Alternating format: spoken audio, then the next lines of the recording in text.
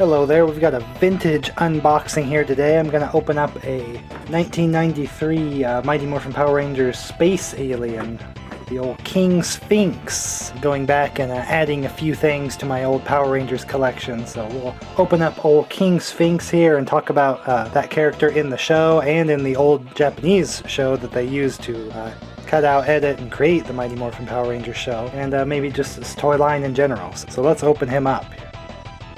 Let's just take a minute to appreciate this vintage box. Got some weird stat sheet kind of thing here. Age 9 eons. He's a ton, which isn't very heavy. This King Sphinx monster, which you can see here, the kind of weird prototype thing just isn't quite how he turned out here, just like on the box. Still kind of prototype pieces here. But of course these monsters match the figure line that I have in the back here, and here it's showing basic story and some of the play accessories like the morpher and the laser gun and stuff. The old packaging was really cool. I mean, the whole thing is like Rita's staff, and she's actually the picture in the back, even though they never made a figure of her, which I think I was always looking for that as a kid because I wanted that, but they never made it. I guess they thought probably wouldn't sell or something, or sell enough anyway. I hate to crack this open because it's so cool with the box, but I'm going to anyway, so ha ha ha ha ha. Just a flimsy piece of tape there. Hold it.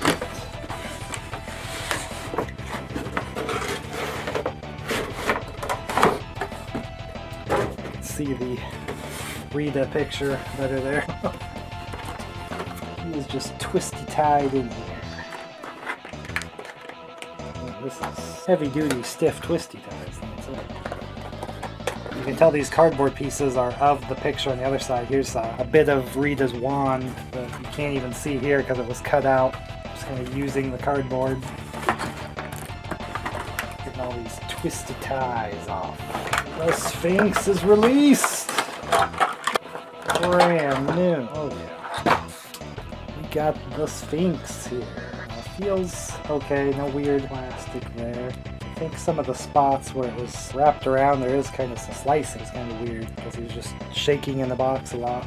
Got the wing and tail pieces here. They don't move at all. The legs just do a twist. They don't do like a straight up and down. They just kind of do a pivot on the spot.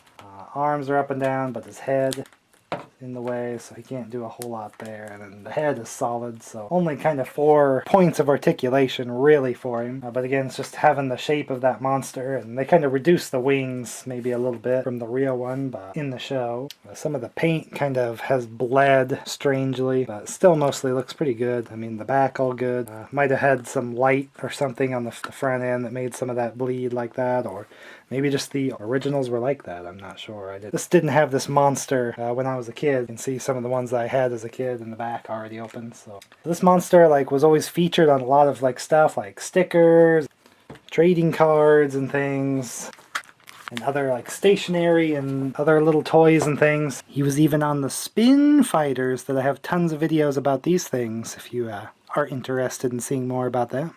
I think he's an episode 3 or 4 monster. He's very early in the show. He might be one of the first they really defeat all the way with their full Megazord put together as well. But it was mostly just an episode about they wanted to get the Red Ranger alone because the footage was mostly of the Red Ranger facing the Sphinx. So that was kind of the story in the Power Rangers show, was that he was meant to take out the leader so that they could defeat the other Rangers easily afterward, but they found a way to find where the Red Ranger was and help him out. The only problem here is that he didn't come with his weapon. He always has the staff, and they didn't give it to him, and he doesn't even have hands that would open and hold an accessory like that. So even if I made a custom one or something, there's no way he's going to hold it unless I just drilled a hole in his hand or something. So that kind of bites, but again, if I was just a kid playing with this, he'd just be fighting with them. I wish they had sized these a little bigger for matching against the Megazord instead of just the Power Ranger figures, because mostly I always played with the Megazord more, and you kind of could go between the two, but then the monsters were just a little short in the storyline. They kind of were too dinky compared to the Megazord. But what's kind of interesting to know is in the original Japanese show, this monster was mostly portrayed as just like a Japanese man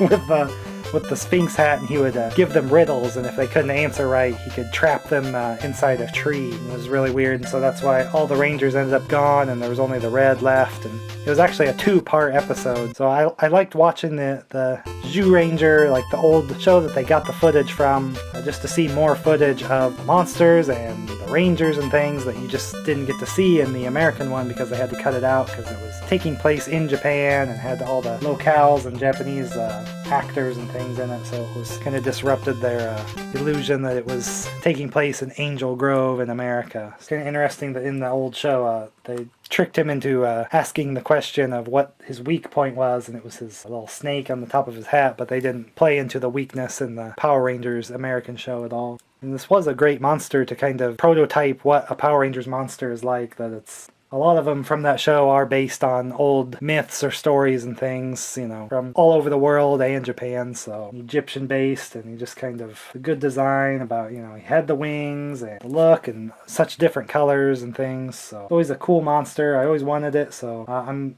only going back and adding stuff that's from that Japanese show since I'm watching that, and since this was...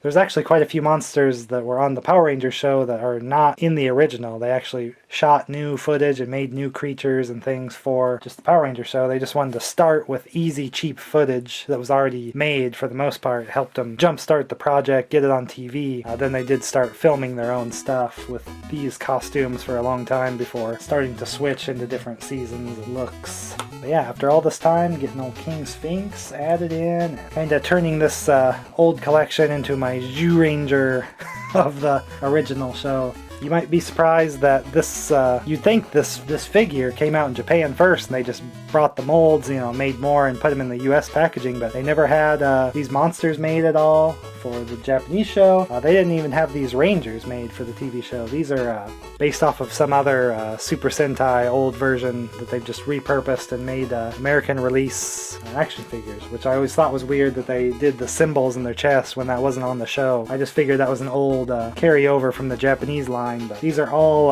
American exclusives, really. They never came out in Japan first, like I had always kind of thought after learning, you know, the show was based off of kind of re-editing the footage of a Japanese show. King Sphinx looks good, and finally get to add him to my other stuff after all these years. And that's pretty awesome. Interesting stuff, in my opinion.